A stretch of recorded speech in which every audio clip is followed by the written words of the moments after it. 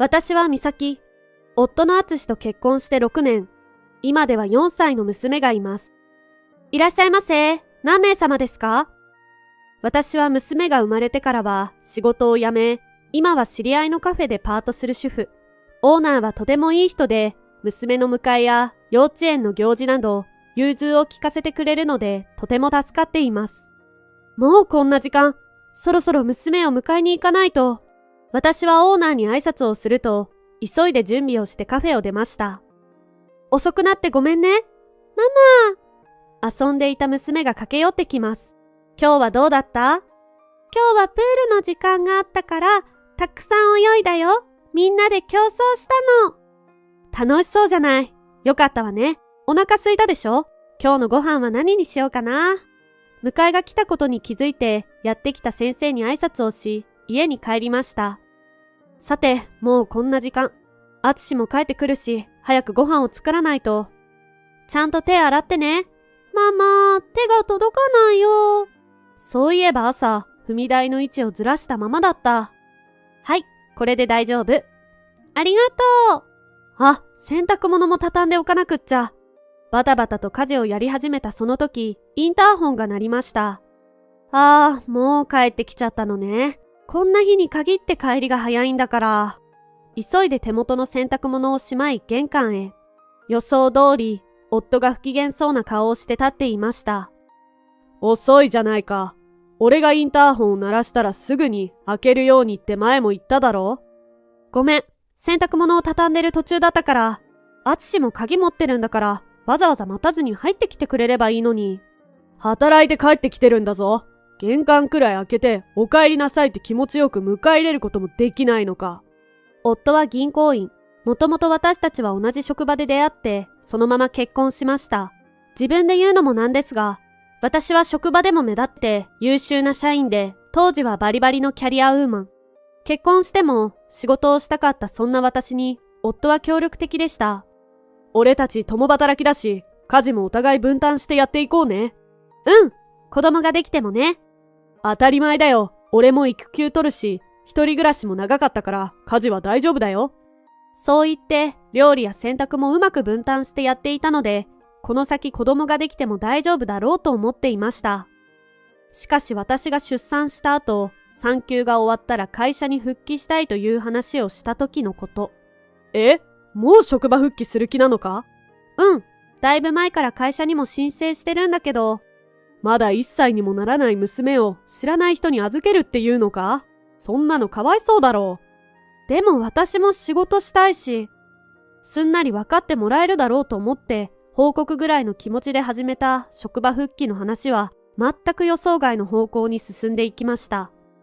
俺はそんなの反対だよ。いきなりどうして？前まで協力的だったし、そんなこと言ったことなかったじゃない。生まれるまではあまり実感が湧かなかったんだけど、まだこんなに小さくて弱いんだから、ちゃんと親が守ってあげなくちゃって思ったんだ。預けるのも怖いしさ。それはわかるけど、育休取るとか言ってたくせに、まるで私が育児をするのが当たり前のような言い草。それに、もう少し娘が大きくなってからでも働けるだろう。俺も仕事頑張ってお金のことは何とかするしさ。それに美咲も産後すぐに働いたら体に負担もかかるだろうし、俺それが心配なんだよ。わかったよ。今思えば、プライドの高い夫は会社の同期の中でもひときわ優秀だった私の昇進が怖かったのかもしれません。産休の時、私が家事に専念したことで、自分は働いて生活させてあげているんだと言える立場になり、よほど気分が良かったのでしょう。しかしこの時、夫が何と言おうと職場復帰をしておくべきでした。私がこれ以上職場に迷惑をかけられないからと仕事を辞めてから夫は別人になっていったのです。そして今に至ります。おい、もしかしてまだご飯もできていないのか？今まで何してたんだよ。こんなのは日常茶飯事。私のことを家政婦だとでも思ってるんでしょうか？ごめん、今日は仕事忙しくて、私もさっき帰ってきたところなの。今から作るから、敦はお風呂にお湯を入れてくれない？は？それはお前の仕事だろ。なんでお前の容量が悪いせいで俺の負担が増えるんだ。私だって仕事から帰って家のことはやってるのよ。少しは協力してくれてもいいじゃない。仕事ってパートだろ？大した仕事してないくせに、お前は楽そうでいいよな。私が仕事に復帰したいって言った時、反対したのは淳なのに。今更何を言っても仕方ないと、出かかった言葉を飲み込み、私はキッチンへ向かいました。ママ、お腹すいた。あ、ごめんね。今すぐ作るからね。早くしろよな。そういえば、私は娘が3歳になった頃、やっぱり働きたいと2度目の相談をしたことがありました。まだそんなこと言ってるのか？うん。私やっぱり前みたいに正社員で働きたいの。もう3歳になるし大丈夫だと思うんだけど。家事や育児と両立できるとは思えないな。フルタイムで働いて家のことをおろそかにされるようでは困るし、まだ今じゃなくてもいいだろう？でもこれからのことを考えたら、私も少し働いた方がいいんじゃない？これからお金ももっとかかるし。私が働くことになったら、家のことをやらされると思っているのね。だったらパートでいいんじゃないか。正社員だと家事に育児に大変だろ。そして私はパートをするようになったのですが、夫はお金は何とかするという割にお金のことにはうるさいからたまったもんじゃありません。先月なんか食費を節約しろと言い始めたのです。私たちだけならそれでもいいけど、今は娘もいるのよ。栄養バランスとか私だって勉強して考えて作ってるの。これ以上は節約できないよ。だったらお前の高い化粧品をもっと安いのに変えたらどうだ？家にいることの方が多いんだから必要ないだろ。ひどい。娘が生まれてからは化粧品もプチプラに変えたのに。そんなに言うならやっぱり私も正社員になってもっと稼ぐよ。その方がいいでしょ？だからなんでそうなるの？節約してって言ってるのにわからないのか？次からレシートは俺が確認するから取っておくように。いつからこんな風に何でも夫の許可が必要になったのでしょう。娘もまだ小さいからと今まで踏み出すことができなかった離婚がちらつき始めた頃のこと。その日は急遽パート仲間の一人がお休みを取ることになって、さらにそういう日に限って忙しく、娘の迎えにどうしても間に合いそうにありませんでした。私は淳にお迎えをお願いできないかと思い電話をかけます。もしもし？なんだよ、まだ仕事中だぞ。淳ごめん。私ね、今日どうしても幼稚園のお迎えに間に合いそうもないの。お願いできない？夫はあからさまに嫌な態度。なんでだよ。それはお前の仕事だろ。パートなんてやめて早く迎えに行ったらどうだ？両立できないなら働くとか言うなよ。じゃあな。やはり夫は頼れそうにないので、母に娘のお迎えをお願いすることに。いいのよ。孫の顔を久々に見れるし、今日はお父さんも家にいるから喜ぶわ。ありがとう。終わったら実家に迎えに行くね。結局パートが終わったのは日が落ちた後でした。私が実家に寄ると、娘は実家で夕食を済ませていたようで、次の日は休みということで、実家に泊まる気満々の様子です。たまには夫婦二人でゆっくりしなさい。そんな父の言葉に甘えて、今日は娘を預けることにし、帰路を急ぎました。帰ったらまた何か言われるんでしょうね。その予想は大当たり。ただいま、遅くなってごめん。おい、今何時だと思ってるんだよ。家も散らかりっぱなしじゃないか。ご飯はどうするんだ？どうしても今日は忙しくて抜けられなくて、幼稚園の迎えは母に頼んだの。その流れで今日は実家に泊まることになったから。何やってるんだよ。ちゃんと両立できるだけの能力もないくせに、仕事したいやら何やら、いい加減にしろ。パートももうやめろよ。娘がいないから今日はいつも以上に夫の口調は荒く、私はついに我慢の限界を迎えたのです。離婚しましょう。は？淳は一瞬戸惑ったようでしたが、すぐに口を開きました。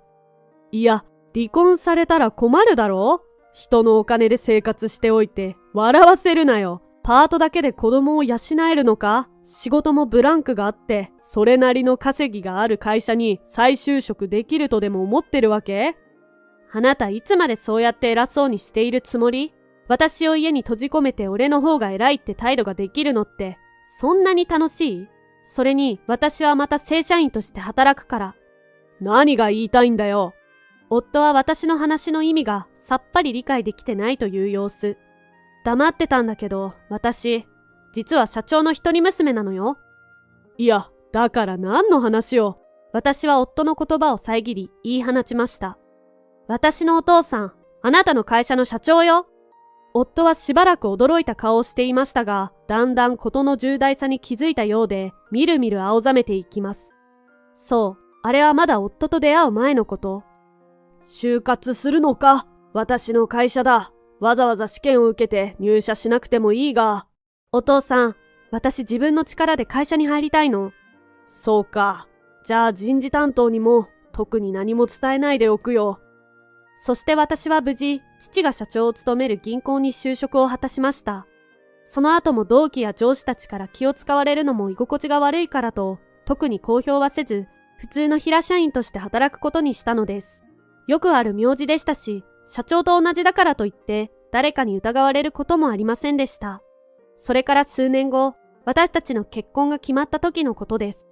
来週、実家に彼と一緒に挨拶に行きますね。美咲、それはいいんだが、敦くんは私の娘であることを知っているのかね？言ってないよ。特に仕事を継ぐわけでもないんだし、社長娘としての私ではなくて、一人の人としての私を見てほしいと思っていたから。そうか。仕事と結婚は別の話だね。私も美咲の父親として挨拶に臨むとするよ。伝えるのはもうしばらく先でも遅くないだろうからね。そのうち伝えないと思っていたものの、伝えなかったおかげで、夫の本性が暴かれたのです。あなた社長の顔も覚えていなかったの？結婚式や挨拶の時に何度か父とは顔を合わせたわよね。やっぱり気づいていなかったのね。お前、騙してたのか？いいえ、言わなかっただけよ。結婚と仕事は別でしょ？それとも結婚前に知ってたらあなたの態度が変わってたと？なら今が本当のあなたなんでしょうね。夫は床に崩れ落ちました。私、家を出て行きます。離婚については今度、弁護士を立てて話し合いましょう。じゃあ、さようなら。待ってくれ、美咲、頼む。私は玄関先でわめく夫に背を向けたまま、家を出ました。一度も振り返ることなく。両親は帰ってきた私に特に何も聞きませんでしたが、私は次の日両親を呼んで昨日のことを話しました。私、離婚しようと思うの。どうしたのよ。何かあったの？父は黙って腕を組み、耳を傾けています。私は仕事を辞めてからの夫の態度や家での私の扱い、子育てに対する姿勢がどんなものだったかすべて話しました。敦さん、前会った時はとてもいい人そうだったのに、家ではそんな感じだったのね。このまま一緒にいてもダメになるだけだと思って、離婚してからしばらく実家に娘と2人住ませてほしいの。もちろんよ。ね、あなた。そうだな。落ち着くまではうちにいなさい。ありがとうと両親に感謝し、それから父の方に体を向けます。それから社長、お願いがあります。美咲が頼み事なんて珍しいね。私は真剣な眼差しでまっすぐ父を見据えて言いました。また会社で働かせてください。もちろん、ブランクがあって力不足なのは承知の上です。でも、それでも一度だけチャンスをください。よろしくお願いします。私は床に手をつき、深々と頭を下げ、父の言葉を待ちました。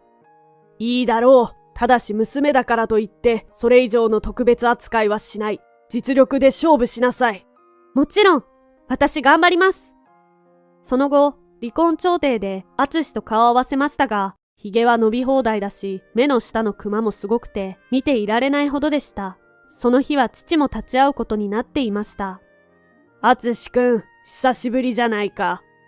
夫は私の父を見るなり、怯えたように目をそらし、会釈をして話し始めました。随分と精神的に参っている様子です。頼むよ美咲。考え直してくれよ。お前しかいないんだ。家事も子育ても一緒にやるから。夫はあの日以来、無断欠勤が続いたようで、会社にも迷惑をかけ、結局そのまま退職することにしたらしいです。だから私が会社に復帰したことを、夫は知りません。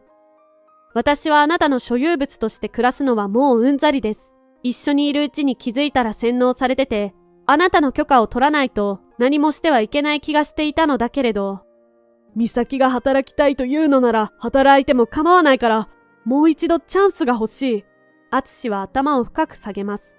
散々家政婦扱いしておいて、今更そんなこと言うくらいなら、もっと早くに私の声に耳を傾けてくれればよかったのに。でももう後の祭りです。私、会社に復帰したのよ。仕事を始めたら前の感覚が戻ってきて、あなたと一緒にいたら自分がダメになるって気づいたの。でもまだ幼い娘もいるんだ。お父さんが必要だろ？この後に及んでまだそんなことを言えるなんて、プライドも何もあったもんじゃないわ。今まで私一人で育児をしてきたし、仕事に復帰した今はお金の心配もないから、あなたは必要ないです。離婚してください。夫が何か言いかけたところで、父が言いました。淳くん、私はね、社長としてではなく、父親として君になら娘を預けても大丈夫だと思っていたんだ。ああ、社長だと分かったら目も合わせてくれないのかい。本当に残念だよ。父は静かに言うと部屋を出て行きます。夫はその後、私に謝罪し離婚届にサインをしました。こうして離婚は成立し、淳はモラハラの慰謝料と養育費を抱えることとなりました。